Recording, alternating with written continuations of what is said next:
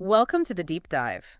Today we're digging into something that definitely caught my eye, a YouTube video titled 11 Ways to Make Anyone Obsessed with You, Dark Psychology. Yeah, that title is something else. It's from the Simon Squared channel. Right. And the title sounds pretty intense, maybe a bit, manipulative. It does, but what's interesting is the video actually dives into, well, the whole spectrum. It covers what the creator labels dark psychology, sure, but also healthier ways people connect or attract others. And also how to spot if someone's using these less than healthy tactics on you, which seems pretty important. Exactly. It's framed as a way to understand these dynamics, not, and this is crucial, not as a how-to guide for the dark stuff. Definitely not. The creator's super clear about that, isn't she? Oh, absolutely. There's a very strong warning right up front. She explicitly says using the dark psychology tactics is harmful, unsustainable, and calls people who do it evil and manipulative. Okay, good. So the message is, learn this for awareness, for protection, not for deployment. Precisely. Understand the game so you don't get played, basically. It taps into some core human desires, insecurities. It's fascinating stuff. All right, so let's get into it. The dark psychology side first. The video mentions playing to fantasies. What does that actually mean? Well, it's about figuring out what someone feels is missing in their life or what they deeply desire, Okay. And then you sort of present yourself or the idea of being with you as the key to getting that thing. Oh, like they're the solution to their problem or the fulfillment of their dream. Exactly. The video gives this example of a poor lonely boy who wants to be popular. Right. And then this beautiful, popular girl kind of paints this picture for him where, like, being with her will give him that status he craves. It taps right into that desire for acceptance or maybe upward mobility. So it's not really about you. It's about the image you project fitting their fantasy. Pretty much. It's crafting a specific narrative. Okay. The next one sounds, well, worse. Affirming insecurities than stopping. Yeah, this one's quite insidious, as the video points out. The idea is you find someone's insecurity. We all have them. Totally. And you shower them with validation specifically about that insecurity.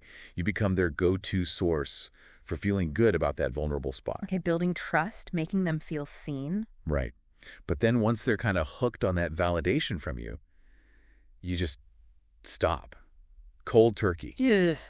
And that sudden withdrawal, that silence where the praise used to be, creates this intense craving. And anxiety almost. They desperately want that validation back from you. That hot and cold thing. The video used an example about shorter men seeking validation, right? And maybe some YouTubers. Yeah, it theorized about that, linking success to maybe overcompensating for that insecurity. But there was also a more everyday example. The photographer? Exactly. Gets tons of praise, feels great, then suddenly the likes or comments stop, and they feel insecure again, needing that external hit. It's like intermittent reinforcement. Like a dopamine slot machine hitting their vulnerability. Oh. Okay, moving on. Being present, then disappearing. Sounds familiar. It plays on basic psychology. The video mentions studies suggesting that just, being around someone a lot increases liking. Familiarity. Sure, the mere exposure effect. Right. So the tactic is establish that constant presence, become familiar, maybe even relied upon. Then, just when they seem to be really enjoying your company or seeking your attention, poof, you withdraw. Creating a vacuum. Precisely. The absence feels stronger because of the constant presence before. It's designed to make them miss you intensely and want you back. Okay, set them up, knock them down, got it. Then there's letting them project a fantasy. How's that different from the first one? It's subtle. The first is actively painting a picture for them. This one is more about being a blank slate. A blank slate. Yeah. You reveal very little about your actual self, your real opinions, flaws, whatever. You let them fill in the blanks with their ideal image of a partner. So they basically fall for the idea of you they've created in their own head. Exactly. They project their fantasy onto you because you haven't given them much reality to contradict it. The video creator does point out, though, that this is really hard to maintain. I bet. Sounds exhausting, pretending all the time. No. Okay, next. Manipulating moments of weakness. This just sounds plain awful. It really is. It's about noticing when someone's vulnerable, maybe they share something personal and insecurity at a tough time. Yeah. And you're supportive at first. You validate them. But later, you use that vulnerability, that thing they trusted you with, against them or to control them somehow. Wow. That's a serious betrayal of trust. Definitely. Exploiting someone when they're down. Okay. Then painting a future together. How is that dark? People in love talk about the future. True, but context and intent matter. In a healthy relationship, it's mutual, it builds over time. Here, it's used much earlier, often intensely, specifically to hook someone who's already interested. Ah, so it's weaponized future talk. Kind of. You talk about trips you'll take, maybe kids, moving in, whatever resonates with their deep desires. It creates this powerful longing for that specific future with you. Making them invested in something that might be totally manufactured. Exactly. The video even mentions casually dropping things like, oh, my future wife would love that, early on, just to plant seeds and see how they react. Okay, intense.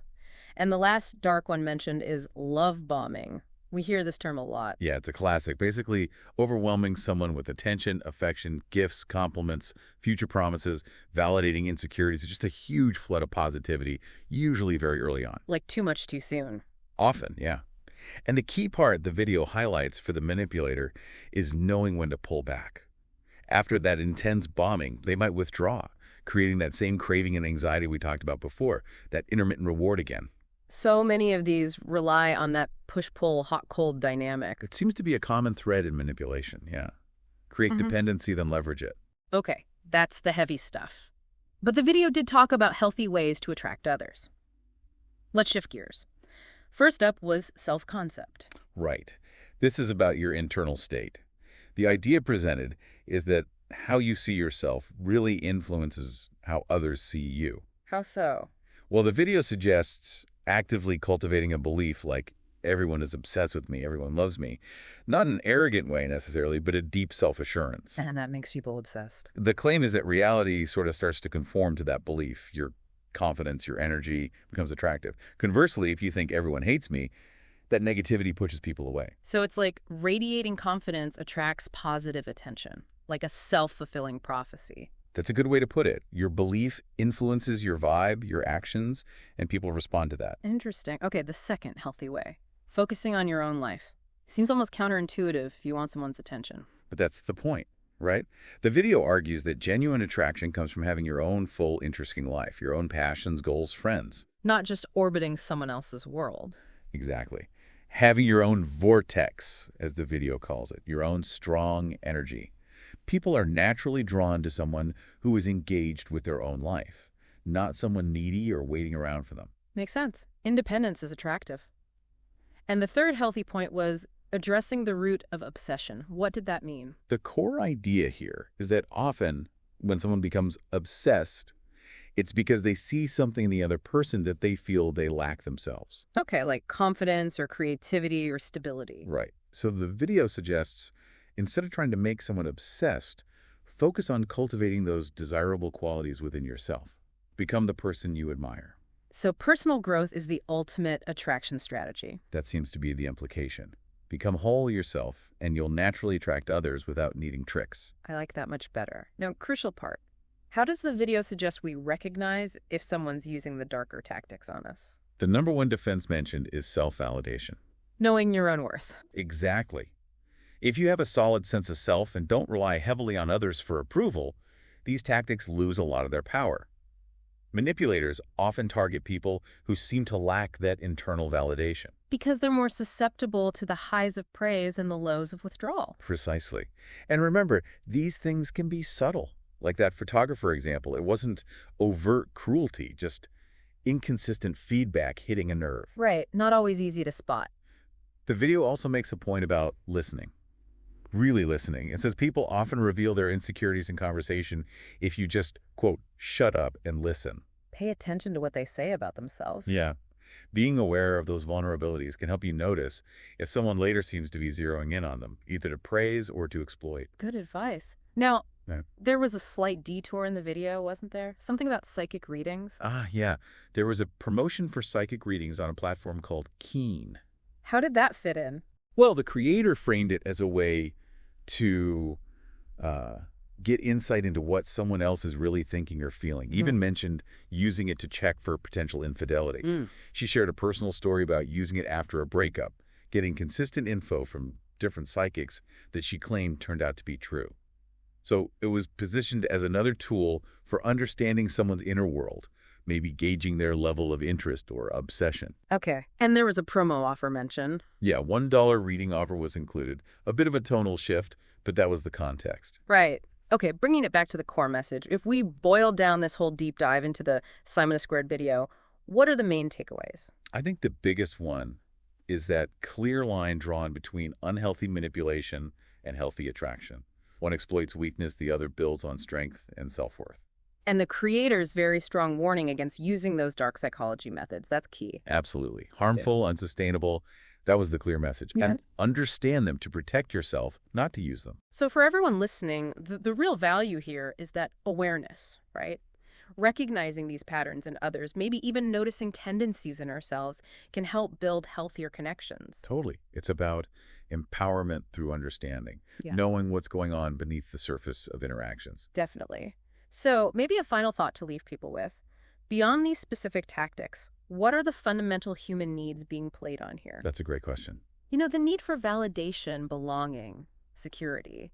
Maybe understanding those deeper needs is the real key to forming connections that are genuinely fulfilling, not just obsessive. How understanding those deeper drivers could lead us toward healthier interactions overall. Yeah. Something to really think about.